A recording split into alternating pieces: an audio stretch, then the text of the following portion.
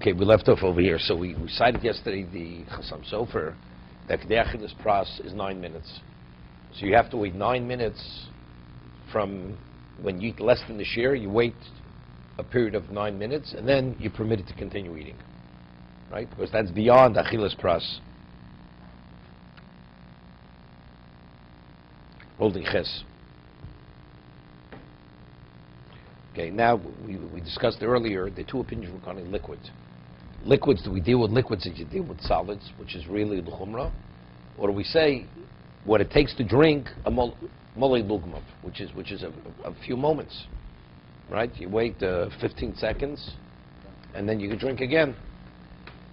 V'yashku pochs me'osashir. Now, when you give him to drink, it should be less than the molei lugmav. V'yishu ben shtil l'shtil. How much should you wait from one drinking to the next? Kedei achilas arba beitzim. He's applying the same time period to liquid as we apply to solids, right? That's what it takes to eat 4 eggs. But he says minimally he's citing, but if minimally, kedei shir shtiyas revius. So he's citing both opinions here.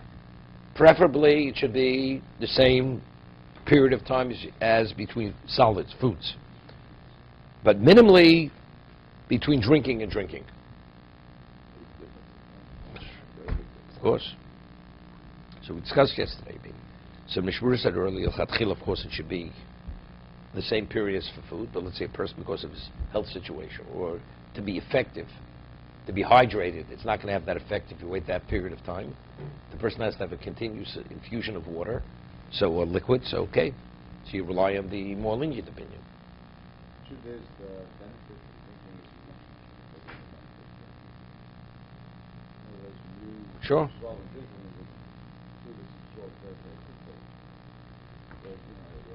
I mean the drinking. You mean the drinking. Digestion of an egg or any food takes time to get to a certain part of the intestine that or stuff. The benefit is.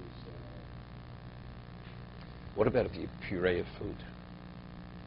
Right? So it also takes on like a liquid consistency. Is that called drinking or is that called eating? I mean, the Gemara says that a person liquefies fat. You melt fat and you drink it down. That's called eating. That's not called drinking. Because the food item that you're eating is not liquid, even though it's been liquefied. Now, but I'm saying in terms of absorption, could be it would absorb more quickly if it's liquefied. It's pureed. What? No. That's how it's made. No, there's water added. Here it's the same food item, it's just being... In the case of fat, for instance, you need bile to absorb fat. So until that food gets down, past the stomach to the small intestine or the gallbladder... It does absorb through the pores. It doesn't go through the tongue or whatever it is. No, but it's not specifically fat, it just happens to be specifically fat. Any food item. No, the Gemara says fat. But it could be anything, liquefying it. What about if the doctors made an evaluation that eating these small amounts is not sufficient? The reason why we're permitted to eat even less, which is on a Torah level, you're not permitted to eat even less than the full volume. Right? It doesn't have the liability, but it's a Torah violation. A person wants to eat a strand of non-kosher. Right? Although it's less than exayas, you're eating non-kosher. It's a Torah violation. One's not subject to malchus. Right? But it's a Torah violation. So I'm saying, the reason why we're allowing to eat less is pikuach nefesh. So let's say the evaluation is that it's not going to help him. It's not going to take him out of a state of danger.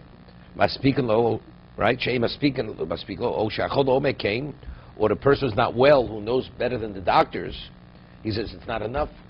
It's not satisfying. He still feels not well. Ocean is topical, or was questionable whether he needs more or less. Machil mashkin also kol tzarcho. They feed him, they give him to eat and to drink, whatever, full measure, right? Of course, it's pikuach nefesh. What are we accomplishing? Giving him less, we're accomplishing nothing. So of course, you give him what he needs. He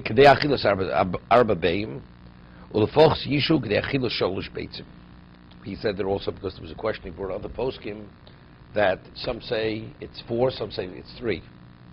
Kedei shir shtias revias, kama poskim shir zeh havi hefsig, achilas pras, solids. We said eggs.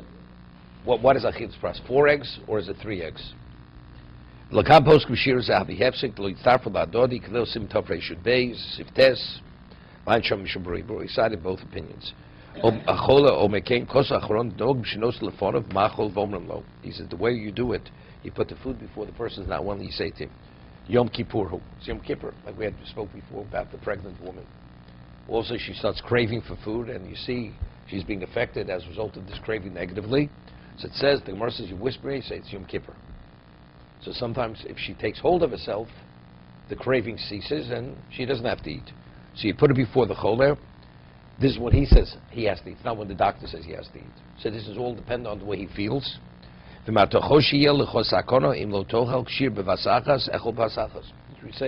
if you feel you have to eat it all at one time, not little bits and pieces. It's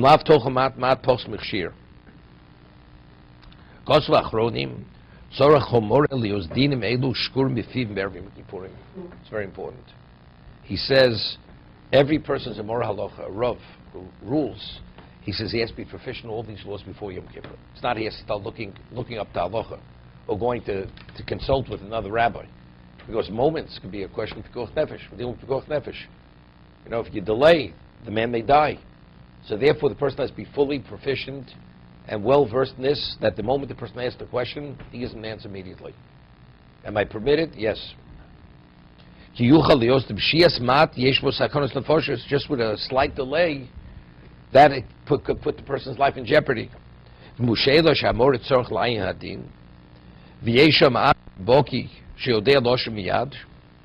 about if you have 2 people? You have a greater Rav, a person lesser, but this person who has lesser knowledge, in this area, he knows better than the rabbi. It's not respectful.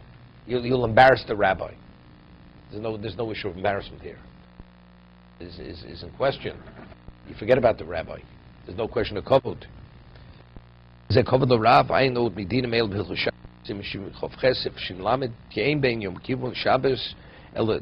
We treat Yom Kippur like Shabbos in terms of violating it. The only difference is only the liability, which is a Mishnah. One, the liability is stoning. The liability for Yom Kippur is koris.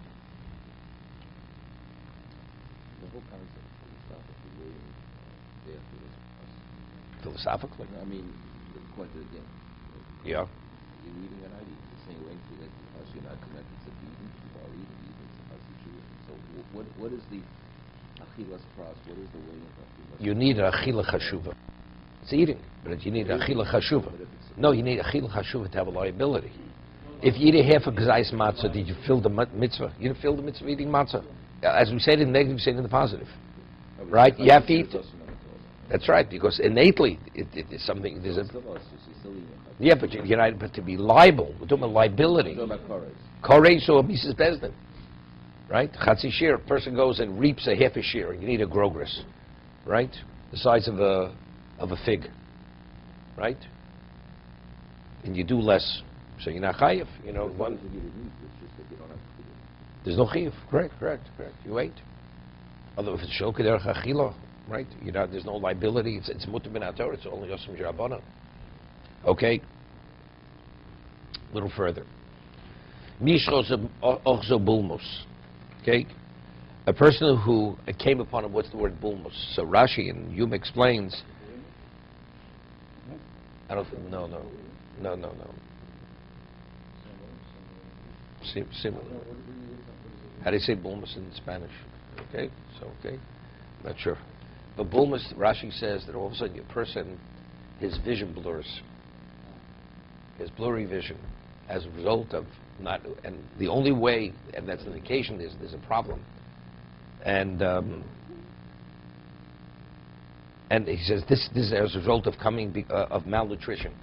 Because he's malnourished, so when it reaches that critical point, his vision blurs, and that means he's in a state of danger.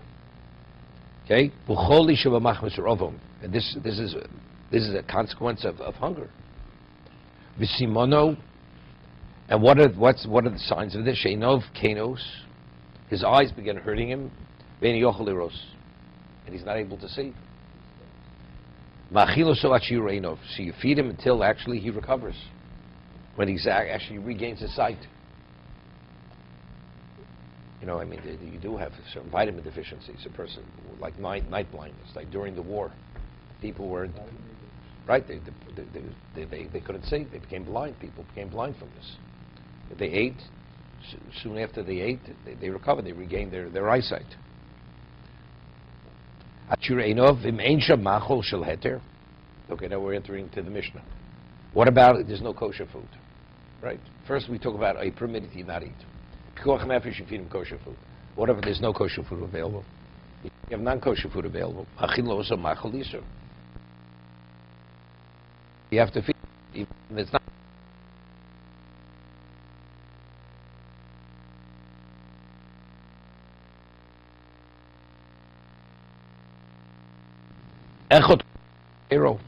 One is more severe than the other.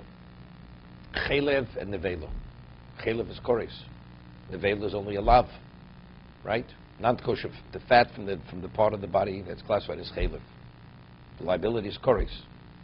Even nevelo, it's only a losase. Achilusa kal kal tchila. See, whatever is the lesser prohibition, that's what you eat. You violate to a lesser degree. Okay? Now we have person needs meat. And Shabbos, cholishish b'sakona. Person's in danger. You have to slaughter an animal. And all you need for the person is one kazayas. You slaughter the animal.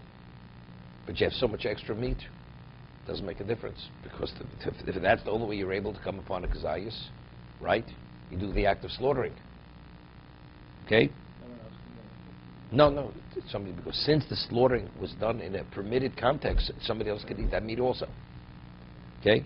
I mean, there's a question, what about if you have nevela, which is a lav, and you have to slaughter the animal to have kosher meat? What do? Do you slaughter the animal, which is netilas neshama, right? So you provide, but you have to do something more severe to provide the food than the food that's available.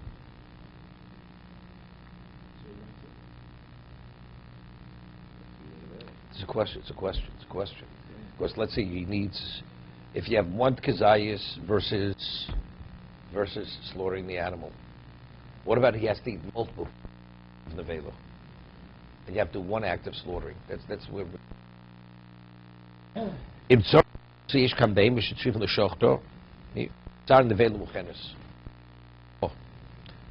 You have an animal that can be slaughtered, and you have non-kosher meat.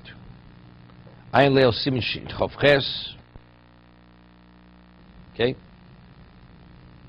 You have to look up Chela Gimel, see the Mishna BeruraYom. Yeah. You better what? Eat the nevela. Even though you're eating multiple kazesim in the nevela. It's not simple. Multiple avim versus one more serious, right, transgression. It's Chilul Shabbos. I understand. So it's better to do multiple lesser or one greater, which is shchita. One second.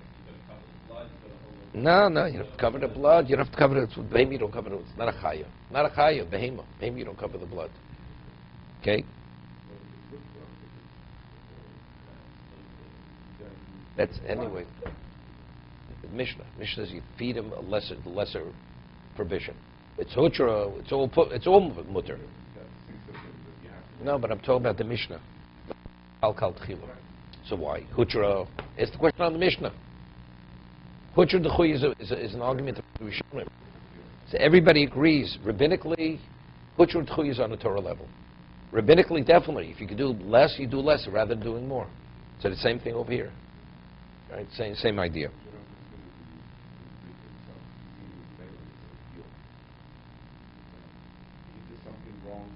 Well, it's not a psychological issue over here. It's not psychological. It's in the reality.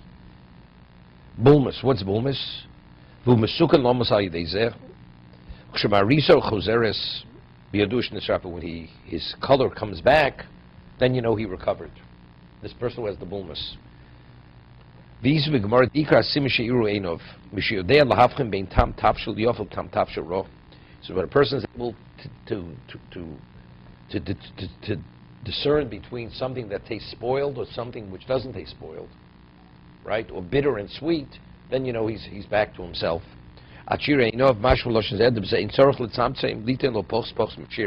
Seems in this situation, this person, we don't take a chance.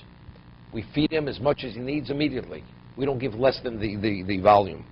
Do you Ein leil simshim chos, vusham the came shu tzorch lechol la'alter, va nevelo muchenes, mutav la'achilo nevelos. That's the reason. Not like you say. No. Let's 10 minutes. It's better to slaughter the animal rather than feeding. It's only because the immediacy, because he needs it immediate. Right. And it's there. But let's say he half an hour. It's a question. Feed him the veil in half an hour, do the act of slaughtering now, and you have the meat available in half an hour. Slaughter the animal. Because again, as I'm saying, because they're multiple. There you have to do multiple lavim, versus over there it's one act. One act of shechita. You have to cook the nevela too. You have to cook the nevela or broil it, whatever has to be done. Okay? If you want to remember, I always say this. If you want to remember the location in Hilchos Shabbos, it's Shin Chof Ches. Shochach. That's how you remember it. That's a mnemonic. Shochach is forget. If you want to remember where it is, it's Shin Chof Ches. That's the location. Okay?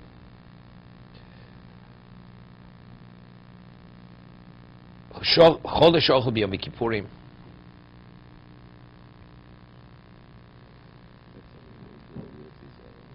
What? You need to right away. Right, right, because the immediacy of it. A person who eats on Yom Kippur, and now he's restored to himself, meaning his mind. He has the presence of mind. Does he bench? Right? He benches after he ate. He has to insert Yalav Yovo. Sh'omer Yalav Yovo Bon Yerushalayim. Okay? He says, children who eat on Yom Kippur, chinuch, they bench. They should say Yalav Yovo with Yom Kippur. We had earlier a woman who gives birth. It's within 3 days of the birth she eats. Even if she says she's not interested in eating, she eats. Shomi Yalav Yovo atam came to Vayeira ochal, since the person was permitted to eat. Ochal havale Yom Kippur kamol lididan. It's an ordinary Yom Tiv. V'mchol b'Shabbos. What about if Yom Kippur fell on Shabbos? Omer ritzei v'achlitzenu. Person says ritzeik. Others argue and say no. Yalav should not be said. It's only when there's a mitzvah to celebrate the day. Here the person's eating because the person's in a state of danger. See, there's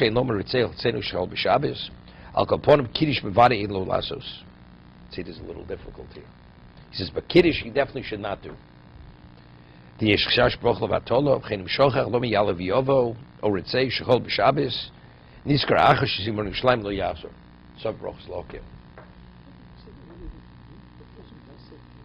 know why? Because the story of Rabbi Shlomo. That's why. Rabbi Shlomo said Kiddush on Yom Kippur. That was the story. There was a cholera epidemic in Vilna. And he understood that unless he would make like a public declaration, by him giving the ruling you must eat, they're not going to eat. But seeing Rabbi Shlomo saying Kiddush and drinking the wine in public view, then everybody will eat on Yom Kippur. So it could be, it's not simple. That's because Nefesh too. Really, he shouldn't have said Kiddush. But he only said Kiddush for that reason, because that was the only way to get people to eat. And they had to eat. It's Pikuach Nefesh.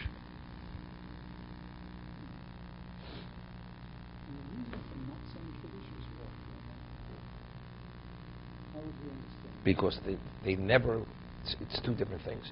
Benching, he's not saying, even the ones who say you don't say Alevi would say, Birchas Mazon you do say.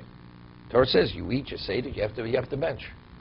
Ritzei Chachlitzenu, Ritzei or Yalav Yovo, that was never legislated.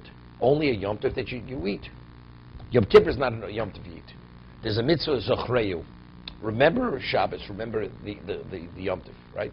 On a rabbinical level. How do you remember Yom Kippur? or Shabbos on Yom Kippur. Verbally, not on a cup of wine. They never legislated it. So if that's the case, it's a Baruch Levatollah. If you say Kiddush. Eating is because he said it. Has nothing to do with what the day of the week it is. Whether it's Shabbos, Yom Tov, or an ordinary day. So bench, you have to bench. There's no bracha in that parasha. No, we're talking about Mekadosh Shabbos. It concludes Mekadosh Shabbos Yom Kippurim. It's not saying Zochas Yom Shabbos L'Kacho. I'm not talking about that. Those are psukim. You can say, no, first of all, it will be a hefsek. You're interrupting. If a person says Yalav Yavon, he's not supposed to say Yalav Yavon. You're interrupting the benching. Right? So he says, therefore, you should not say it. What about Vayeira? That's part of Kiddush, and you said it's a Doraisa. So Shabbos. But you said it in Shemona Esrei in either case. So then you have to have it in mind. Well, You normally said that. Normally you have it in mind. You don't have it in mind. Or you have negatively that you don't want to be Yotze. Right. So now you say you do. Yeah, yeah. And that is in the place of Kiddush. That is the place of Kiddush, right? If you remember, there's a Be'er Halacha, which we have very large, lengthy Be'er Halacha in Daf Yomi 2-3 days ago. It says that Kiddush, you have to say Yitzis Mitzrayim. So if that's the case, the Vayechudu we say in Friday night Shemona Esrei, there's no mention Yitzis Mitzrayim, just say Vayechudu. Why is the whole issue discussed? The Vayechudu that Yotze with the Vayechudu of Shemona Esrei, you didn't mention Yitzis Mitzrayim. And the word you have to say, the person leaves out Zech Yitzis Mitzrayim and Kiddush, and now Yotze Kiddush. That's integral to the Kiddush. So over there, it's a Be'er Halacha cites a kolbo, which is a rishon. Hit of Vayechudu and the Shemona Esrei, they also mention they would insert Zech Yitzis Mitzrayim. That's not our text. So really, according to our text, one doesn't have to have a negative kavanah. Doesn't have to have a negative kavanah. Not to be Yotze Kiddush, because if you admit that, you're not Yotze in either case. You didn't say the Kiddush. No. It has to be with. It's not. It's not. Is it obligation to mention Zecher